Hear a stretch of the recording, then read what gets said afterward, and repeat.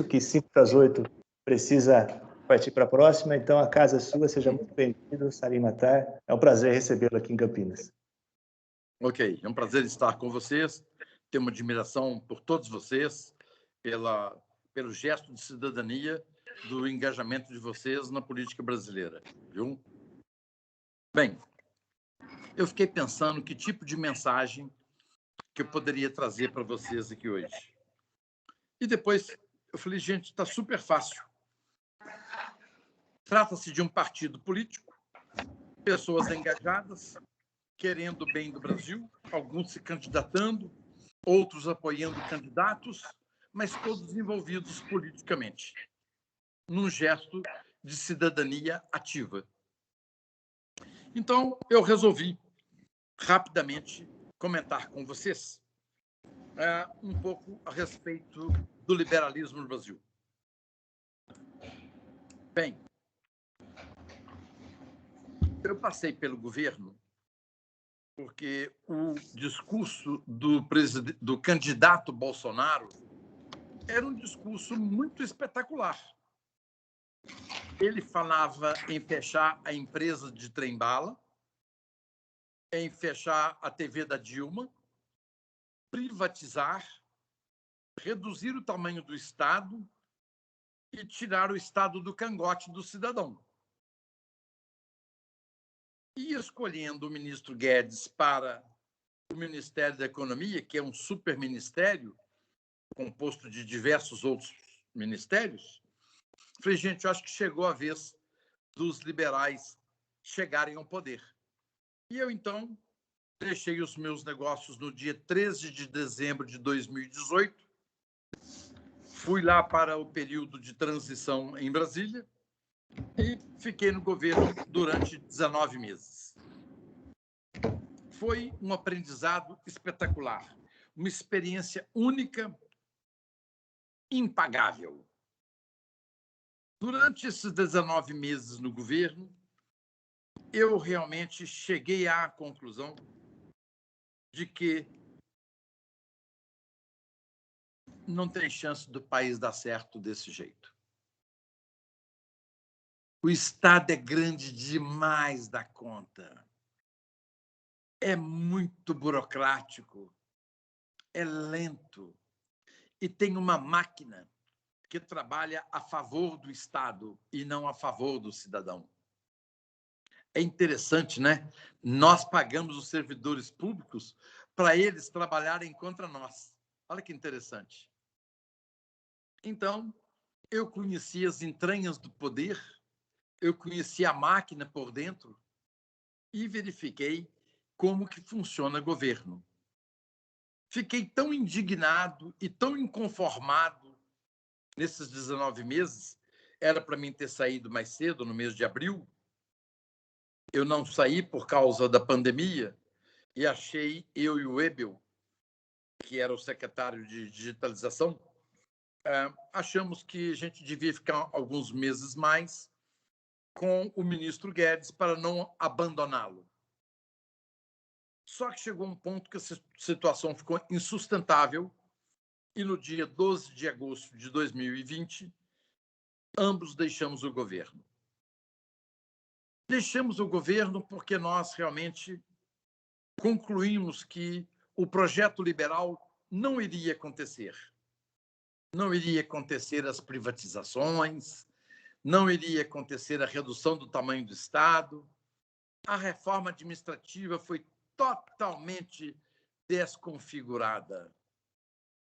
A reforma administrativa inicial, elaborada pelo secretário Ebel, ela previa 1 bilhão de economia em 10 anos. E previa também que, a partir do momento zero, acabar-se-ia com a estabilidade do servidor público. Um projeto dessa envergadura tinha que ouvir o Palácio Planalto, outros ministérios, e à medida que o Paulo Ebel ia visitando os ministérios principais, apresentando o projeto,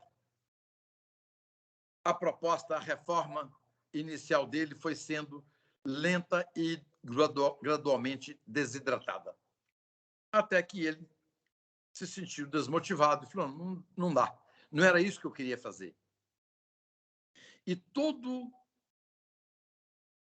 o processo de conversações com os ministérios sempre as pessoas eram contra a reforma e a favor da manutenção de todos os privilégios de todos os servidores públicos. Então, eles queriam que a reforma valesse apenas dos novos que entrassem daqui para frente. E nós continuaríamos com os nossos filhos pagando nos próximos 35 anos toda essa conta de privilégios que nós temos. Então, saí do governo, porque eu vi que não ia ter privatização. Vocês estão vendo aí a Eletrobras, o trabalho. Então, se eu tivesse no governo, eu teria tentado privatizar uma empresa a cada 3 anos. Como o governo tem cerca de 600 empresas, talvez eu tinha que ficar 1.800 anos no governo. Como eu sou mortal, não adiantava nada. Então, eu preferi realmente, de fato, sair. E tá aí, vocês estão acompanhando a privatização, que seria a capitalização da Eletrobras. Então, tem extensão de rio, tem irrigação, tem CDE, que é a conta, tem usina termoelétrica. Então, tem 633 diferentes jabotis. Por sorte, deram uma limpada na maioria, mas colocaram todos os jabutis possíveis lá, que não tem nada a ver. Asfaltar cidade, rua, não tem nada a ver com isso. Mas esse é o Brasil que nós vivemos. Ok? Então,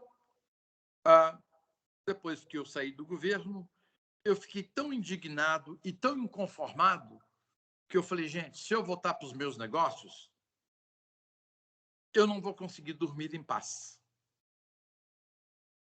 Sabendo, vendo o que eu vi, conhecendo a máquina por dentro, eu não conseguiria ser omisso, continuar nos meus negócios, na minha vida boa que eu tinha nos meus negócios, mas eu não iria dormir à noite. Então, eu não voltei mais para os meus negócios e falei, eu vou dedicar meu tempo, minha energia a criticar as mazelas do governo e do Estado e tentar disseminar mais as ideias liberais. Alguns de vocês devem saber, nós temos 6 institutos de formação de líderes. Nós estamos presentes hoje em Santa Catarina, São Paulo, Rio de Janeiro, Belo Horizonte, Brasília, e temos 2 institutos irmãos, um em Porto Alegre e um em Vitória. Então, um dos meus projetos em andamento agora é a abertura de 20 novos institutos Brasil afora.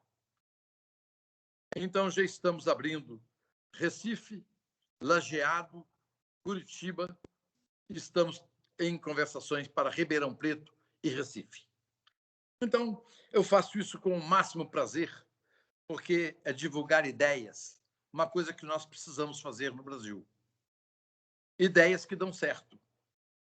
Porque ao longo desses anos, e eu pude perceber em Brasília, que tendo sido o Brasil governado durante 35 anos consecutivos pelos sociais-democratas, desde Sarney, 85, até Bolsonaro, que eu considero social-democrata. Então, o Brasil foi 35 anos governado pelos sociais-democratas. Resultado, eu abro o jornal hoje de manhã. 50% dos jovens entrevistados gostariam de ter uma oportunidade de sair do Brasil e viver em outro país. Esse é o legado da social-democracia. 50% dos jovens gostariam de viver em outro país. Que legado! Isso não foi Bolsonaro, não foi Temer, nem Dilma. Foram todos eles. Sarney, Fernando Henrique Cardoso, Itamar Franco, Collor, Lula, Dilma, todos. São todos sociais-democratas, são todos de centro-esquerda. Vez ou outra, algum partido dá uma pincelada na direita. Vez ou outra. Mas tudo concentrado na centro-esquerda. Então, hoje, quando eu li o jornal, mais um dia, eu quero dizer para vocês que eu estou indignado e inconformado. Ver os nossos jovens buscarem oportunidade em outros países. Sonhar em ser feliz em outro país. 151 mil brasileiros residem legalmente em Portugal, mas um outro tanto desconhecido na informalidade. Por que tantos brasileiros em Portugal? Por que tantos brasileiros em Boston e em outras cidades americanas? Porque desistiram do Brasil. Cansaram. Como eu sei que muitos de vocês estão cansados. Nós estamos cansados do Brasil. Não do país. Nós estamos cansados da política que impera no Brasil. Nós estamos decepcionados com a imprensa. Nós não confiamos no que nós lemos. Então, nós não lemos mais jornal. Lemos alguns colunistas, algumas coisas, mas nós desacreditamos da imprensa, porque a imprensa realmente não tem sido, com algumas exceções, absolutamente ética, porque o dever da imprensa é informar a verdade para o leitor. No entanto, nossa mídia foi bastante tendenciosa, sem qualquer juízo de valor. Quando o Bolsonaro assumiu, gastava-se 1 bilhão e 800 milhões por ano com a imprensa, em publicidade. Bolsonaro tinha, naquela época, ainda assumindo o governo, início de governo, ele tinha muitas ideias interessantes. Uma delas é ótima. Por que o governo tem que anunciar? Não tem que anunciar. Esse 1 bilhão e 800 é melhor aplicado na qualidade da merenda escolar. Ou vamos comprar coletes à prova de bala para os nossos policiais. Ou melhor, armamento. Ou equipamentos para o SUS. Ou seja, governar é alocar recursos.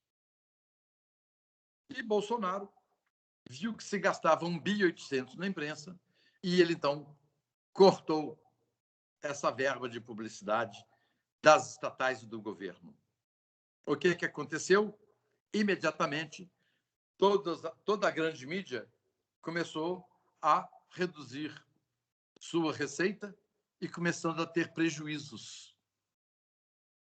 Vocês verificam que a grande mídia diminuiu de tamanho. Aí, por favor, gente, com todo respeito, eu fui para o governo Bolsonaro porque eu acreditei no ministro Guedes e no discurso do Bolsonaro enquanto candidato. Na hora que eu vi que o discurso era um e a prática outra, eu deixei o governo. Mas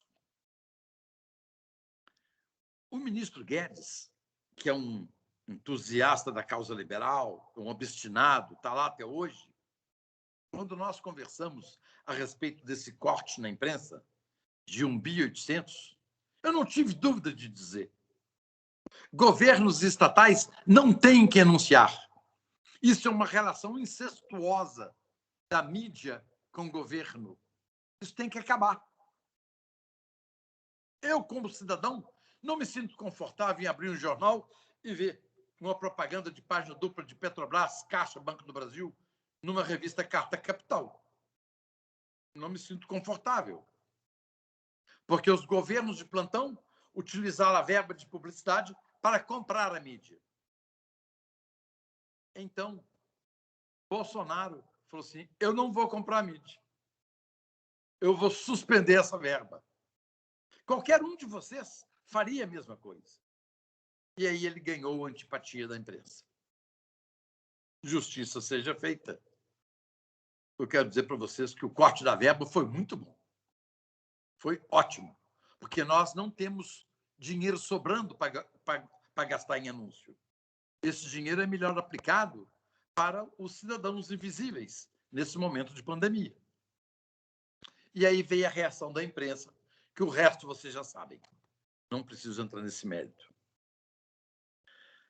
Então, nesse período que eu passei no governo, eu verifiquei e cheguei mais ou menos a uma conclusão de que a melhor transformação, a melhor disrupção que poderíamos fazer no Brasil seria através da política. E a Câmara dos Deputados é o melhor caminho. Nós temos na Câmara dos Deputados 8 valiosos deputados do Novo. Top! Cito todos eles. Van Hatten, Alexis, Poit, Adriana, Mitrô, Gilson, Ganime, Lucas, a quem admiro muito. São espetaculares. Acompanhei as votações, tudo, enquanto eu estive em Brasília, acompanhei. Espetacular. Mas são 8. Temos outros bons deputados lá. Paulo Eduardo Martins, do PSC. Pedro Cunha Lima. Nós estamos lá. Vamos dizer que nós tenhamos 25 deputados que pensam como nós pensamos aqui. 25 não dão conta. Nós temos que ter uma bancada de uns 120, 130 deputados para fazer a diferença. Temos que ter mais ou menos quase 1/3 da Câmara para poder fazer a diferença. Então, eu acredito que o melhor caminho nosso é a política. É nós termos cada vez mais vereadores, prefeitos, governadores, deputados, senadores. O menos importante de tudo é o presidente. Explico para vocês. Presidente no Brasil não manda. Quem manda é o Congresso. Basta dizer que o Bolsonaro e o ministro Guedes, muitos projetos bons para o país, não passaram, não foram votados. Não foram votados. Então, o poder do Congresso é muito grande, porque a nossa Constituição de 88, que denominaram com nome bonito, marqueteiro, de Constituição Cidadã. Essa Constituição, na minha ótica, primeiro, eu posso considerar a nossa Constituição um golpe de Estado. Não se assustem. Explico. Nós votamos deputados, legisladores, na eleição de 1985. Nós não votamos constituintes. Eles, então, deram um golpe de Estado e se autonomearam constituintes. Inclusive com 21 senadores biônicos para escrever a nossa Constituição. Para mim, golpe de Estado. Por favor, reflitam sobre isso. Tão lógico e claro como a proclamação da República foi um golpe de Estado dos militares contra a monarquia, golpe de Estado, basta ler qualquer livro de história. A Constituição de 88 foi um golpe de Estado. Esse golpe de Estado passou com a imprensa calada, com tudo, porque foi a esquerda que fez. Estava no governo a direita, os militares. E a esquerda, o centro-esquerda, os sociais-democratas, assumiram o poder em 85. Ulisses Guimarães, Mário Covas, Aécio Neves, Fernando Henrique Cardoso, Lula. Então, os sociais-democratas assumiram o país em 85. Foram eleitos deputados e senadores e deram um alto golpe de Estado, se transformando em constituintes. A nação brasileira ficou calada, imprensa calada, OAB calada, oposição calada. Isso foi um golpe de Estado. Se fosse o contrário, tivesse a esquerda no poder e a direita fosse fazer uma Constituição desse jeito, ia ser um pandemônio.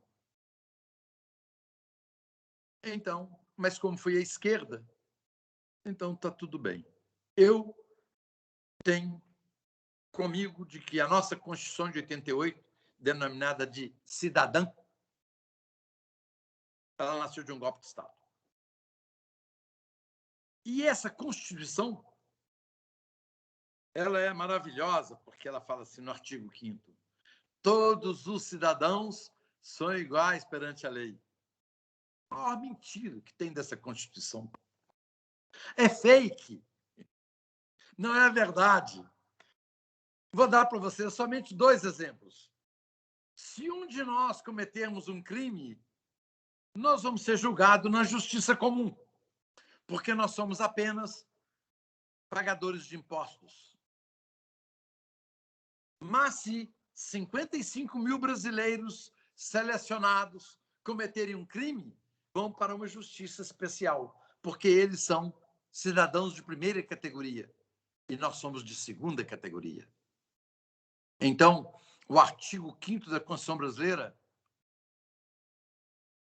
ele não funciona. Mas, como somos todos iguais perante a lei? Vou dar mais um exemplo. Nós temos hoje 30 milhões de brasileiros de carteira assinada trabalhando. Temos 15 milhões de brasileiros de carteira assinada buscando emprego. Então, nós temos, de 45 milhões de brasileiros pagadores de impostos, nós temos 30 milhões empregados e 15 desempregados. Nós temos 12 milhões de servidores públicos.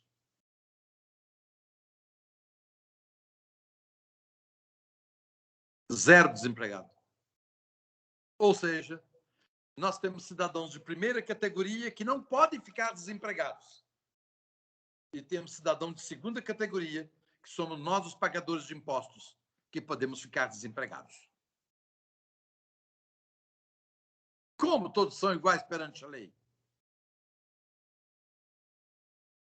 Então, essa nossa Constituição, ela foi elaborada num momento de revanchismo da esquerda contra os militares, que eles chamaram de redemocratização brasileira. A esquerda é ótima para poder arrumar esses títulos. Então, essa Constituição foi feita com revanchismo e com populismo. Como populismo? Achando que através de artigos, alíneas, leis, parágrafos, se resolveria o problema do Brasil. Todo cidadão tem direito à vida. Todo cidadão tem direito à educação. Cadê o direito à educação? Nós temos centenas de milhares de pessoas.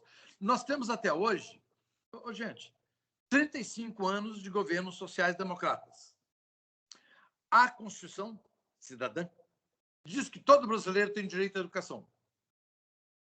Falácia.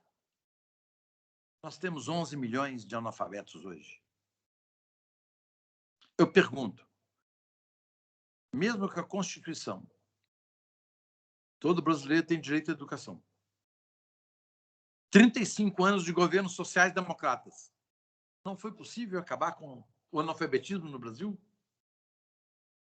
E quer coisa maior para a dignidade do ser humano do que você educá-lo, alfabetizá-lo?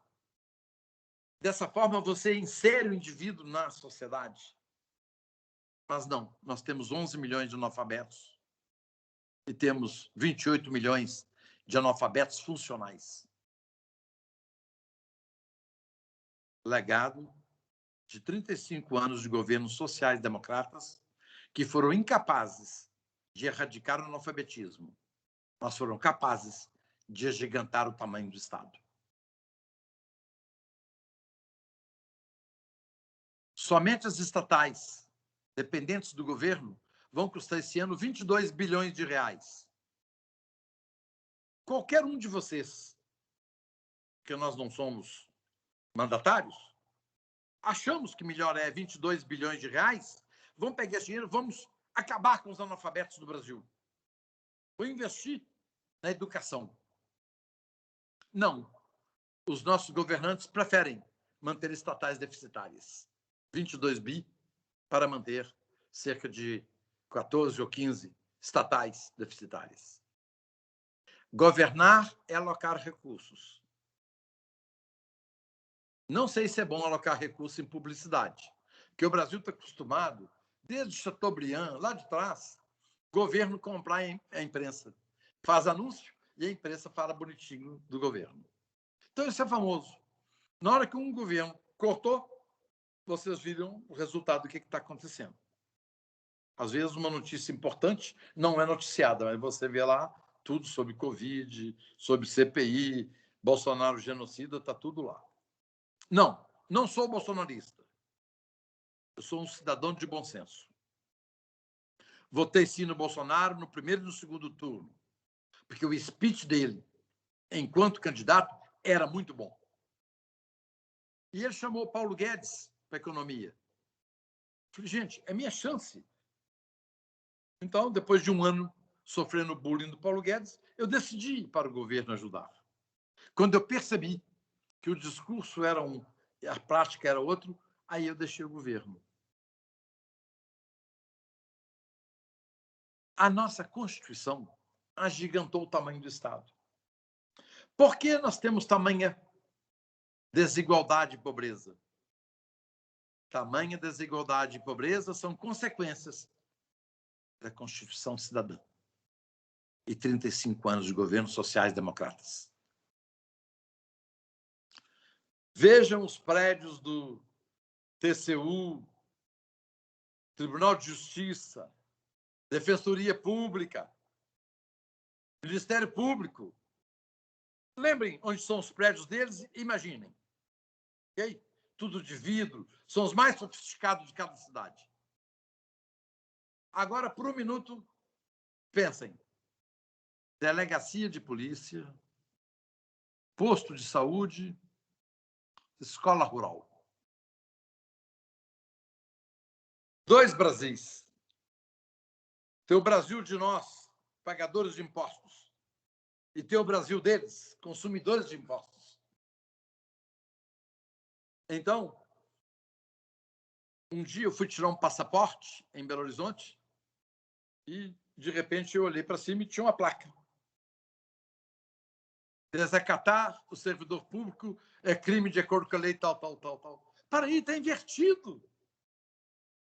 Desacatar o pagador de impostos, desacatar o cidadão é que é crime. Mas inverteram a nossa sociedade. Onde, por exemplo, o bandido... Eu pensei que fosse acabar com isso, mas não. Por exemplo, um ministro do Supremo proibiu a polícia de subir a favela para poder colocar ordem. Por que tem um bandido fugitivo em Goiás agora? Vamos lembrar por quê?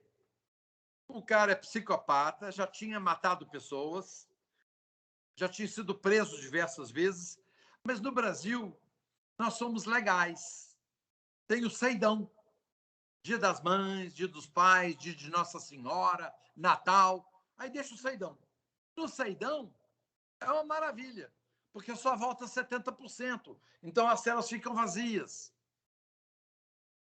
30% não volta.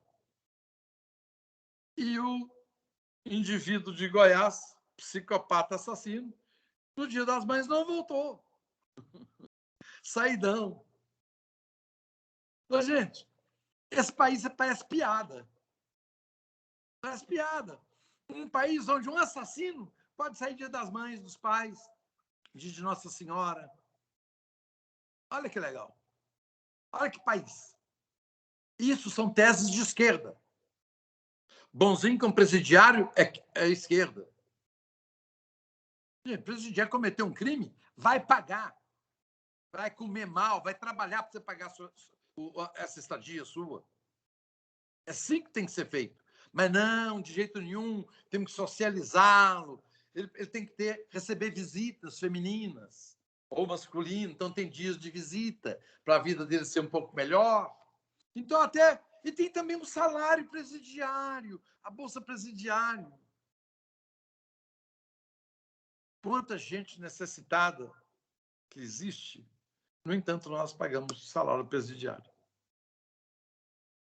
Então, finalizando, 35 anos de social-democracia, já que não tivemos nenhum governo liberal. Nenhum.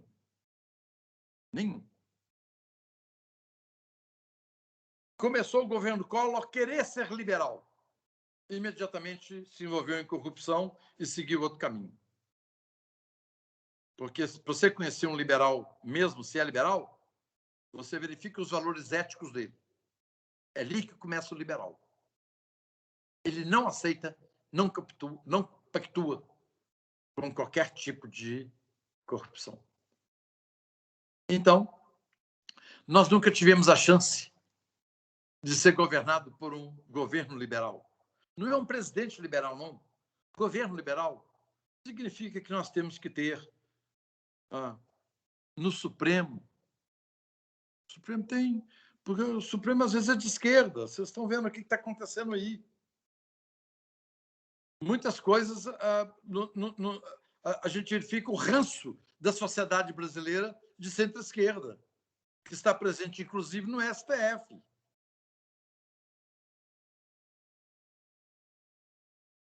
Quando eu falo um governo liberal, eu falo um conjunto de governo.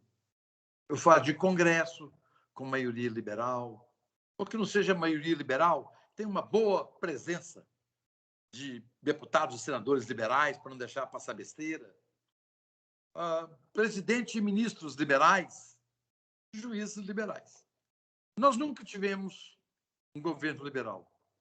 Por isso, na pesquisa dessa semana, na capa dos jornais está dizendo 50% dos nossos jovens sonham em viver felizes em outro país. Esse é o legado da social-democracia e da Constituição cidadã. Obrigado, estou à disposição para as perguntas de vocês. Obrigado, Salim. Eu vou pedir, exatamente, o pessoal pode levantar a mãozinha que eu vou passar a palavra. O João aqui já está inscrito para fazer as perguntas. Vou pedir aí, o pessoal seja bem sucinto para a gente poder aproveitar esses 20 minutos próximos aí com o Salim Matar. João?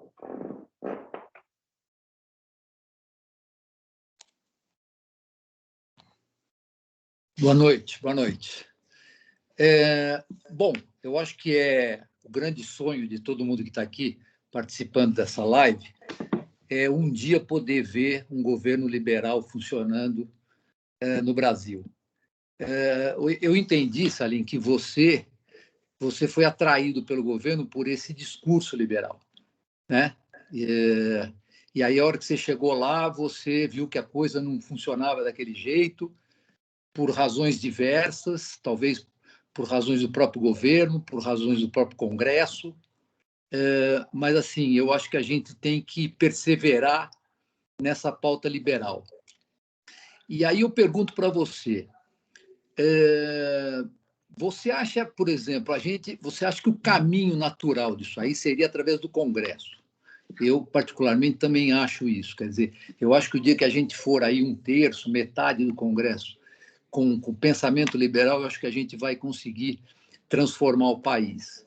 Mas, para a gente chegar nisso, a gente precisa eleger essas pessoas que são liberais. Está aqui o Guilherme, que é um dos candidatos aí do Novo por Campinas. Aí.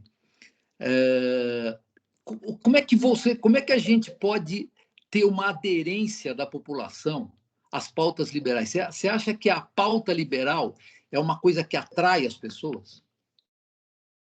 Atrai muito.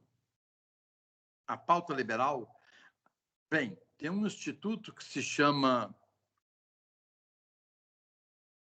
não sei o que tem, Abramo, Sei. que fez uma pesquisa em São Paulo, na favela, e nessa favela foi constatado que as pessoas queriam empreender, queriam liberdade e que tinham realmente um um conteúdo liberal.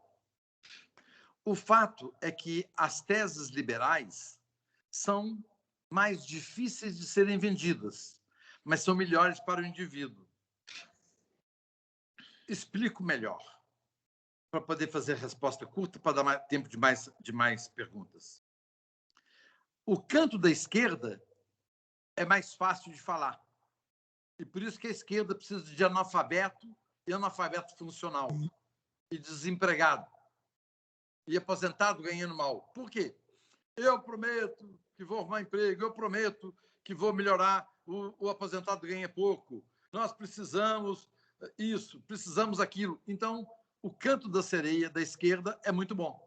Por isso que a esquerda ganha muito voto. Agora, qual seria o discurso liberal? Eu vou cortar gasto, no primeiro momento vai ter mais desemprego. Como vai ter mais emprego no primeiro? Sim, mas no segundo momento vai ter o dobro de emprego. Mas isso é difícil de ser explicado e entendido pela população. O fato é o seguinte: nós precisamos de mais partidos de centro-direita. No Brasil, nós temos muitos partidos de centro-esquerda. Alguns de centro com algum pezinho na direita, tipo o MDB. Um partido de centro-esquerda, mas com um pezinho na direita. Então, ficou apenas o Novo, com a pauta econômica liberal. Só a pauta econômica. Não nos valores, não é um partido conservador. É um partido que tem uma pauta econômica liberal. Ali sozinho.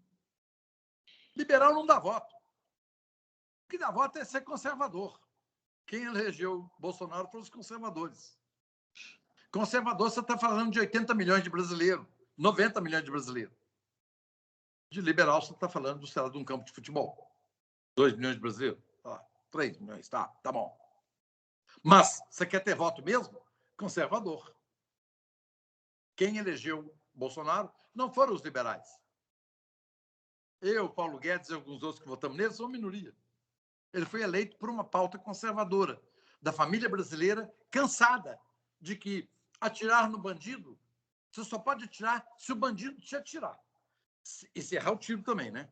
Porque se o bandido te acertar, você não tem jeito mais. Então, estavam invertidos os nossos valores.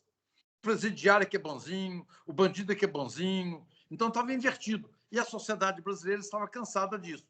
Por isso que ela não teve alternativa senão votar em Bolsonaro. Então, nós precisamos de mais partidos de centro-direita. 2, 3 partidos. Quanto mais, melhor. Para que a gente possa ter um contingente grande, maciço, de partidos que tenham mandatários em todas as esferas para poder fazer a diferença no governo, nos governos. Ok. Obrigado, Salim. Obrigado, João. Próximo é o Guilherme Portugal, depois a Cris Oliveira. Está no mudo.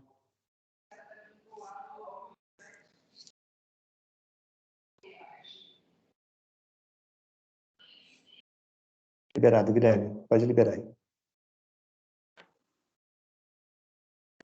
Agora liberou. Bom, boa noite, Salim. Obrigado pela apresentação.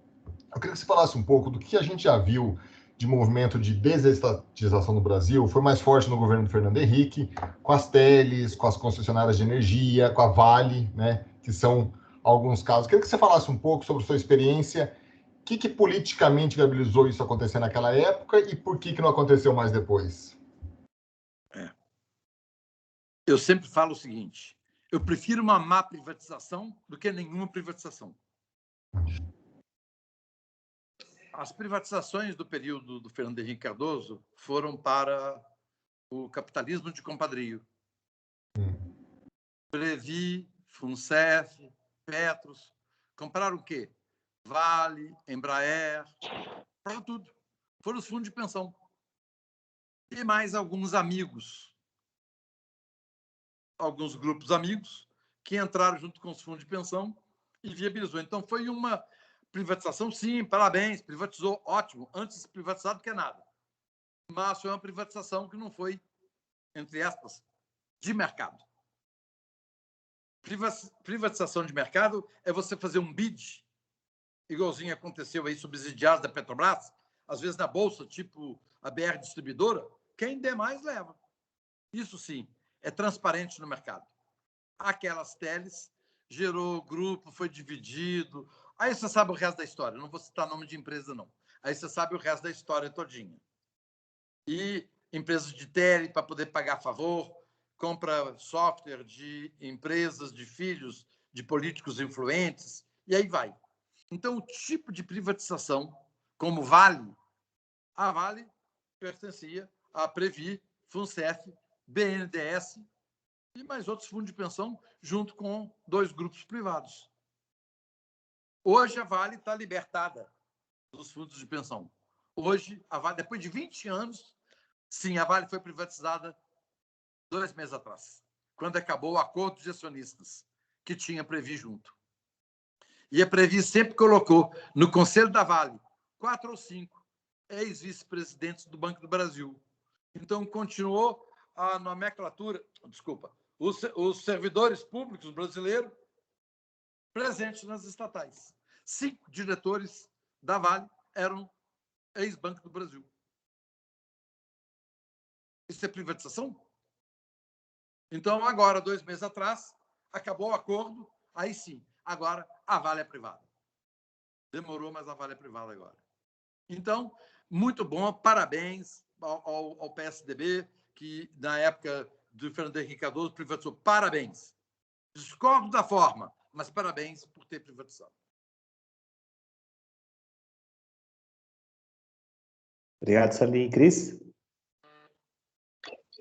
Boa noite a todos. Obrigada, Salim, por estar aqui com a gente.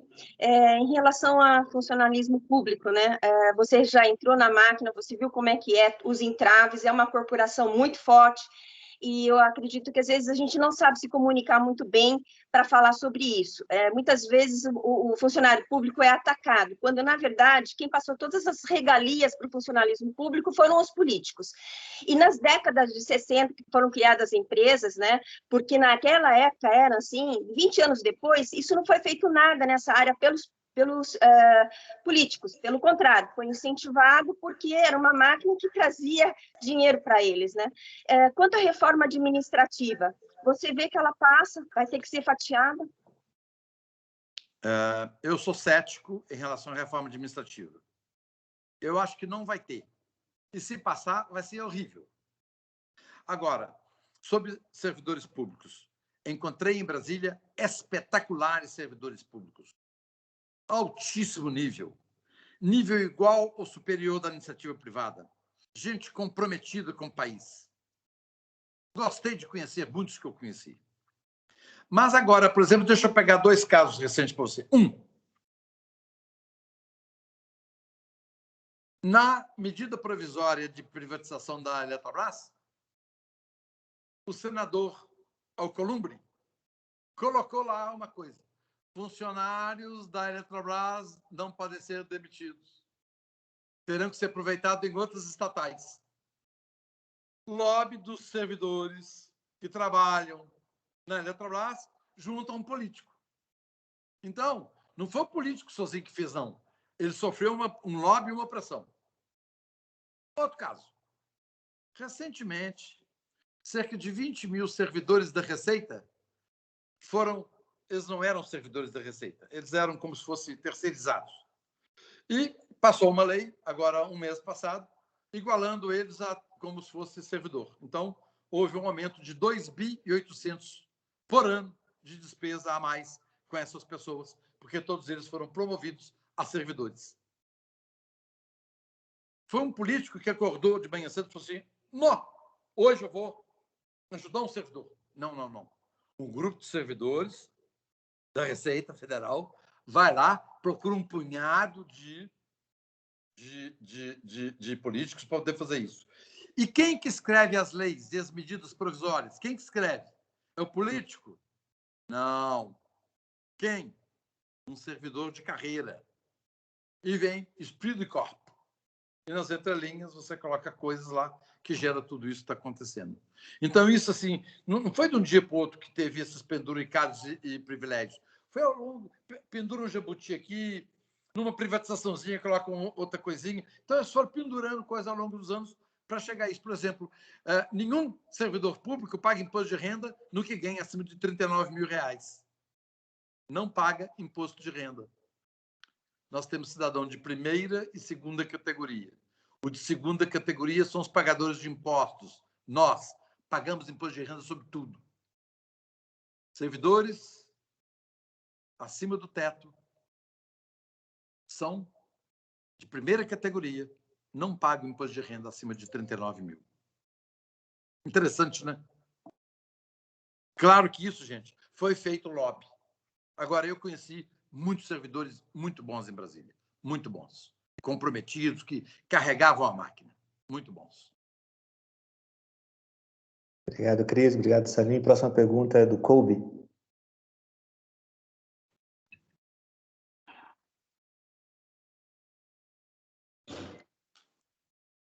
Você ativou e desativou, Colby. Tenta de novo. Aí. Agora? Sim. Ok. Muito bem. Boa noite a todos e obrigado aí pelo tempo. E não obrigado também por nos pintar essa situação terrível que vivemos, né? É realmente indignante, né? E é isso que nós queremos mudar. O Partido Novo tem por objetivo quadruplicar o número de deputados na Câmara em 2022. O que podemos fazer para chegar lá, nesse número?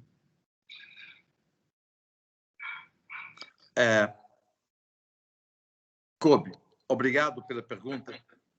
Eu vou preferir não comentar essa pergunta devido ao meu posicionamento pessoal, que você sabe que eu fui o maior doador do Novo desde 2018. Então, eu prefiro não comentar a respeito do Partido Novo. Ok? Ok.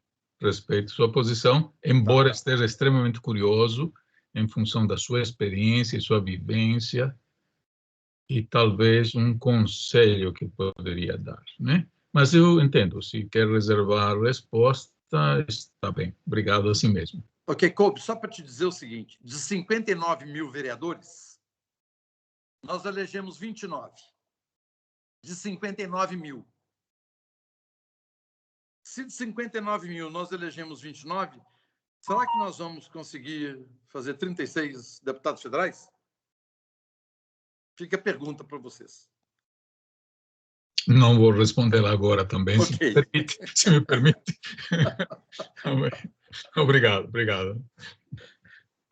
Salim, não tem ninguém inscrito aqui, eu vou fazer uma pergunta.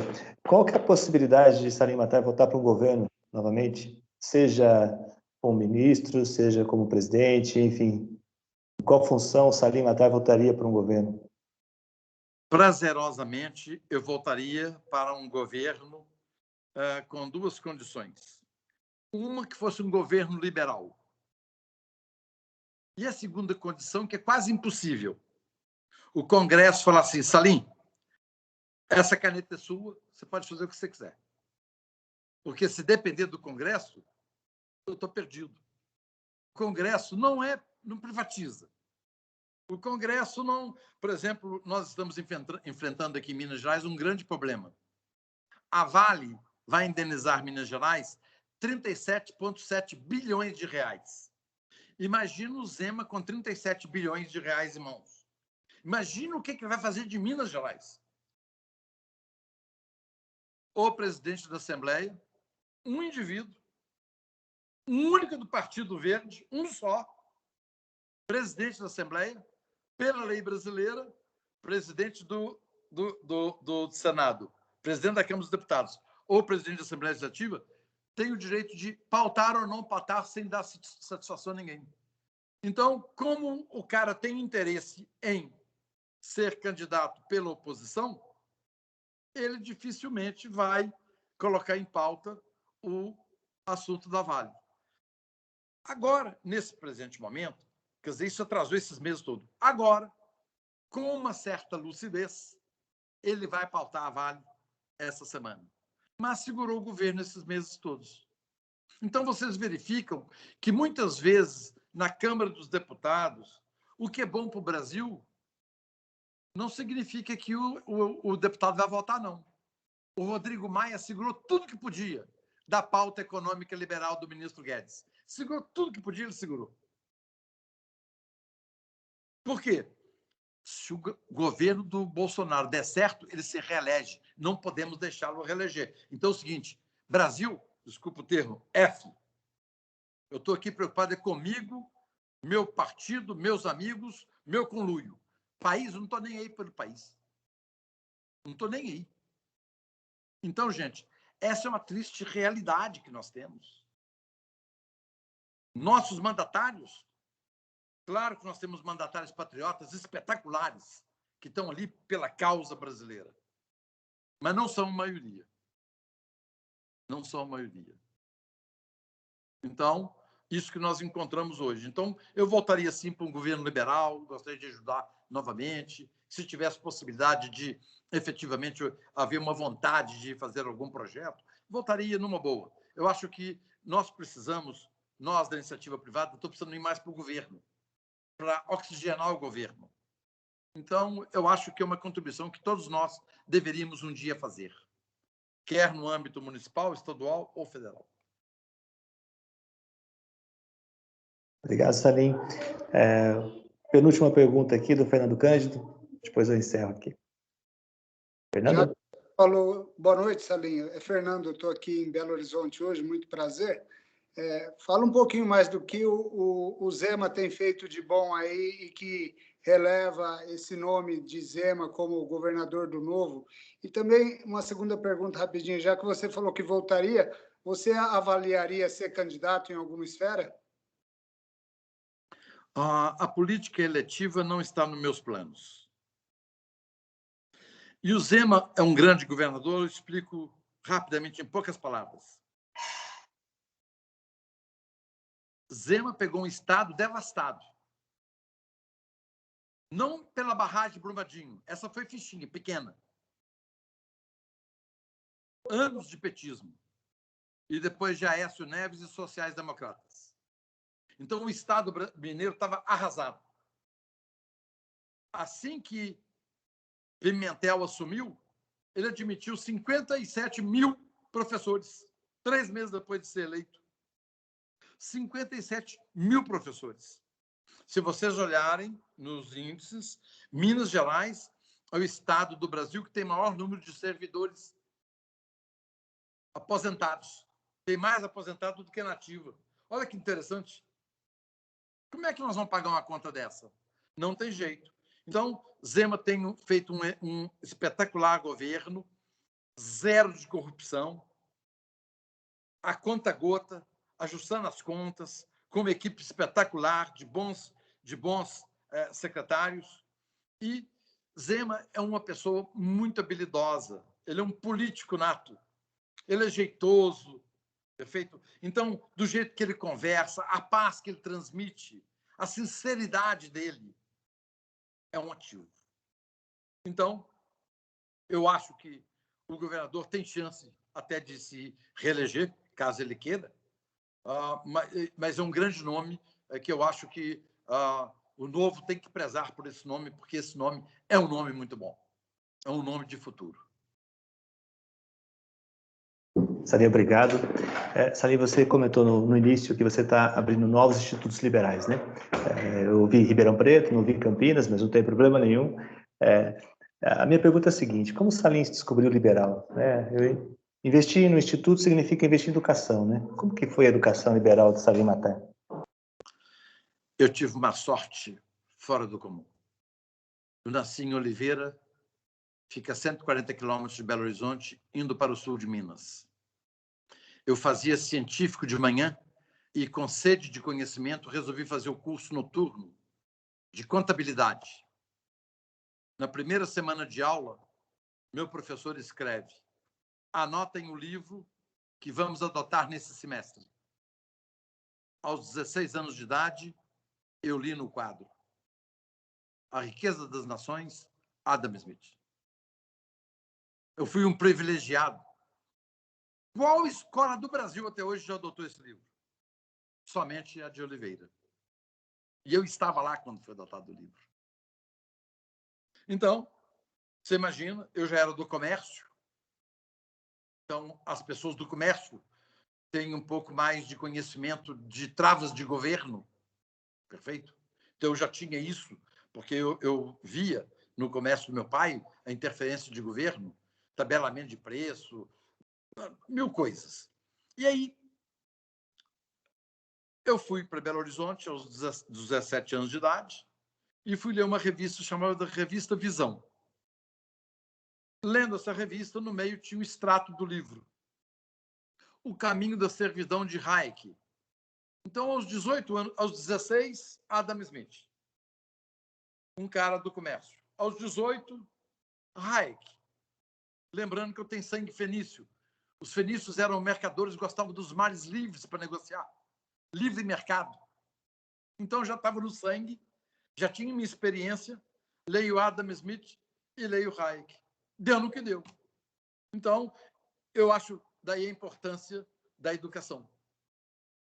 Então, no Brasil não é comum, inclusive em universidades, até recentemente, né, nas bibliotecas, você não achava livro de Mises, de Hayek, de ninguém. Só achava de Keynes e autores de esquerda. De Marx, muitos amigos meus estudaram Marx na escola, no curso de economia. Nenhum deles estudou escola austríaca. Nenhum dos meus amigos. Mas a maioria deles estudaram Marx. Então, é um país enviesado. E daí o grande trabalho que nós temos de desenviesar esse país.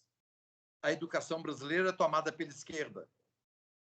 Ideologicamente, eles, na sala de aula, fazem a diferença. Nós precisamos desideologizar a escola brasileira. Por isso que tem um instituto que chama Escola Sem Partido, do Miguel Najib, que ele defende 6 mandamentos para colocar na sala de aula. Que o professor não tem o direito de ensinar ideologia na sala de aula. Ele tem que ensinar matemática, filosofia, português, o que tiver que ensinar.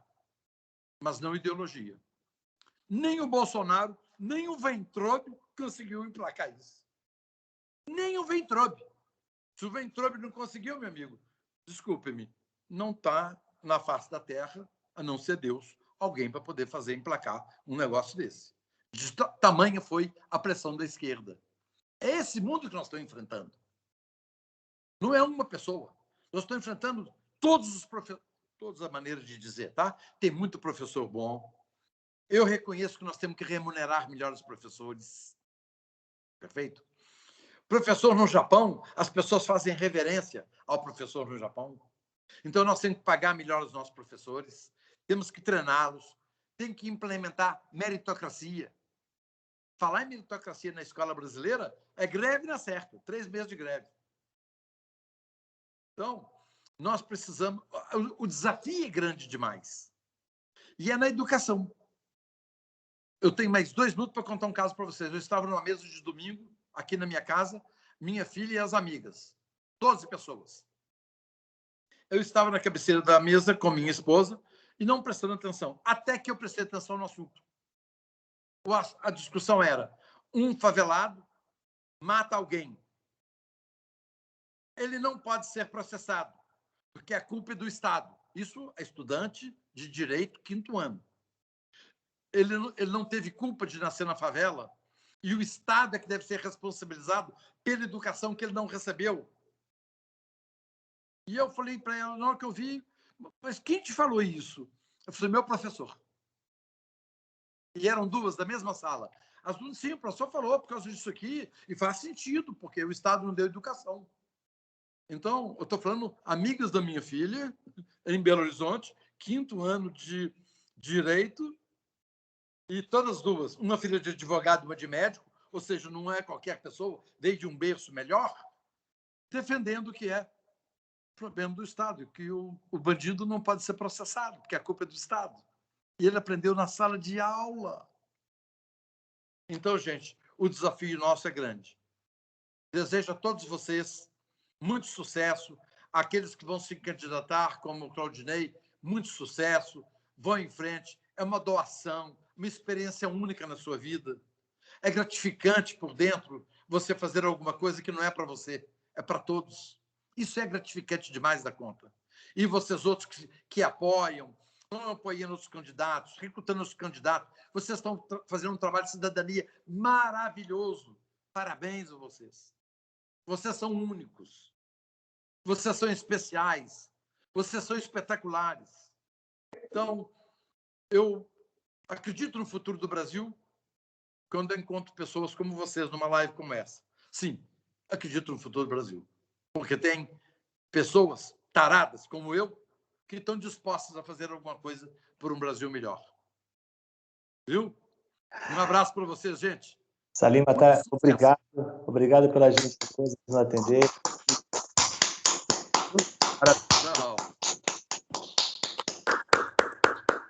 Eu agradeço a presença de todos, os convidados, quem é de fora, de São Paulo, das cidades vizinhas. É isso aí, tem muito trabalho para fazer, né? Muito trabalho pela frente, temos que fazer muita coisa aí. E obrigado a Salim, né, novamente, aos assessores dele, por trazer um pouco de luz nessa escuridão.